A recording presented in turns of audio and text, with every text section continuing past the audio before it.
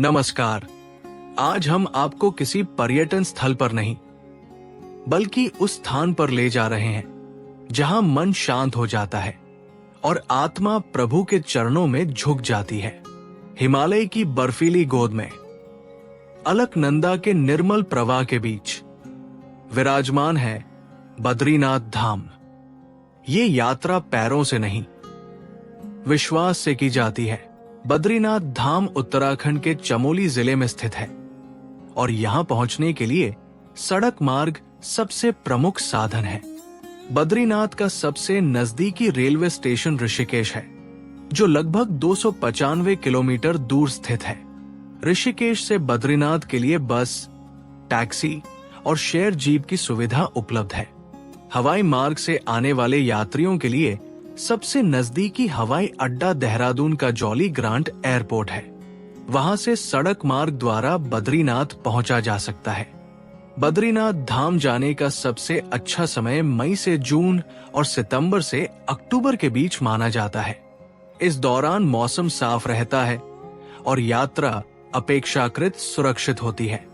Monsoon के समय भूस्खलन का खतरा रहता है, इसलिए जुलाई अगस्त में यात्रा से बचना बेहतर होता है।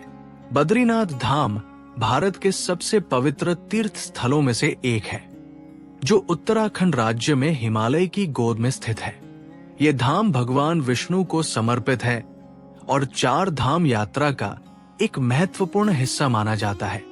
अलकनंदा नदी के तट पर बसे बद्रीनाथ धाम की ऊंचाई और चारों ओर फैली बर्फीली पर्वत श्रृंखलाएं इसे आध्यात्मिक और प्राकृतिक रूप से बेहद खास बनाती है।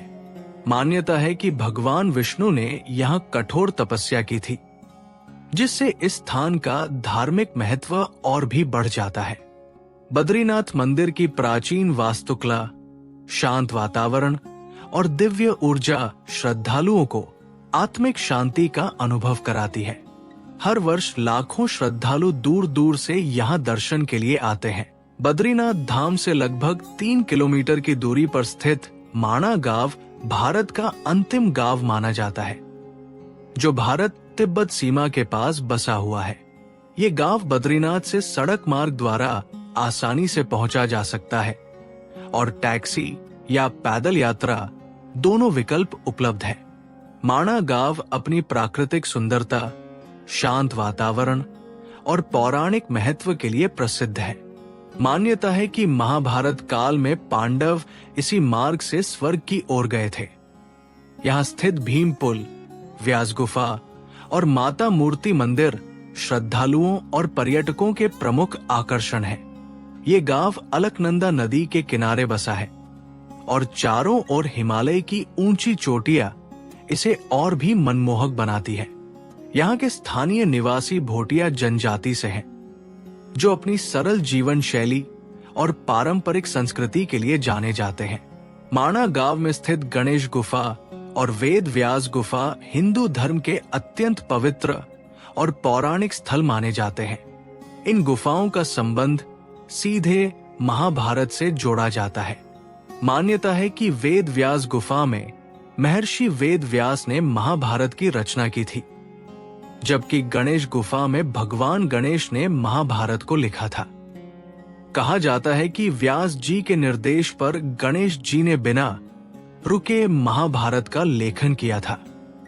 गुफाओं के आसपास का शांत वातावरण और हिमालय की प्राकृतिक सुंदरता यहाँ आने वाले श्रद्धालुओं को गहरी आध्यात्मिक अनुभूति प्रदान करती है।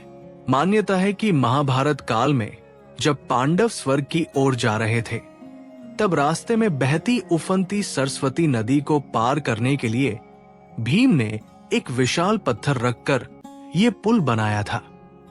इसी कारण इसे भीम पुल कहा जाता है।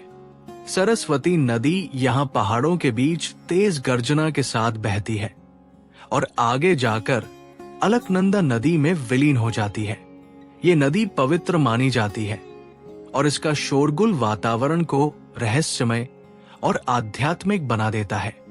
हिमालय की गोद में स्थित ये स्थान श्रद्धालुओं और पर्यटकों को इतिहास, आस्था और प्रकृति का अद्भुत अनुभव प्रदान करता है।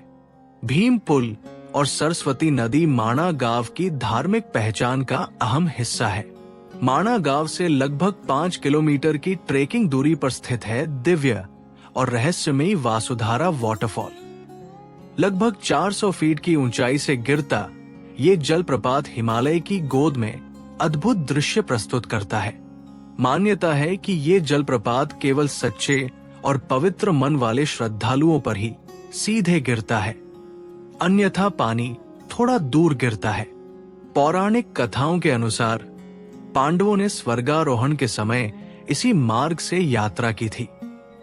वासुधारा जलप्रपात को देवी लक्ष्मी से भी जोड़ा जाता है, इसलिए इसे अत्यंत पवित्र माना जाता है।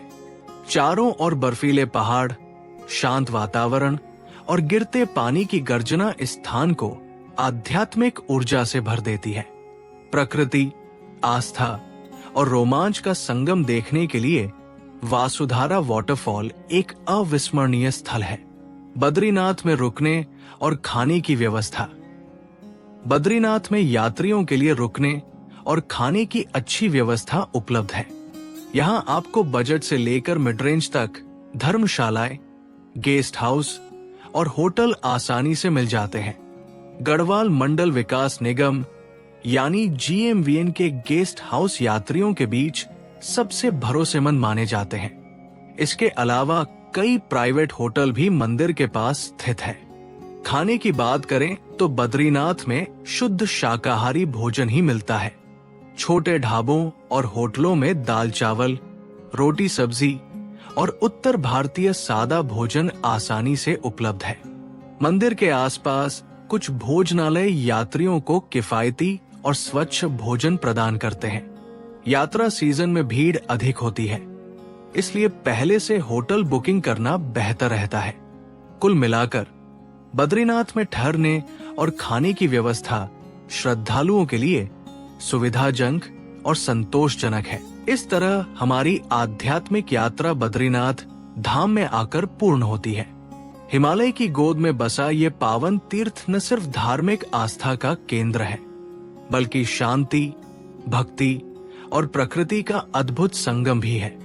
यहाँ के दिव्य दर्शन, अलकनंदा नदी का पवित्र प्रवाह और आसपास की अलौकिक वादियां मन को गहराई से छू जाती है। बद्रीनाथ की यात्रा जीवन में एक बार जरूर करनी चाहिए, क्योंकि ये केवल एक यात्रा नहीं बल्कि आत्मा को शुद्ध करने का अनुभव है। अगर आपको ये जानकारी उपयोगी लगी हो तो वीडियो को लाइक करें, चैनल को सब्सक्राइब करें और इसे अपने दोस्तों व परिवार के साथ शेयर करें। मिलते हैं अगली यात्रा में एक नई मंजिल और नई कहानी के साथ।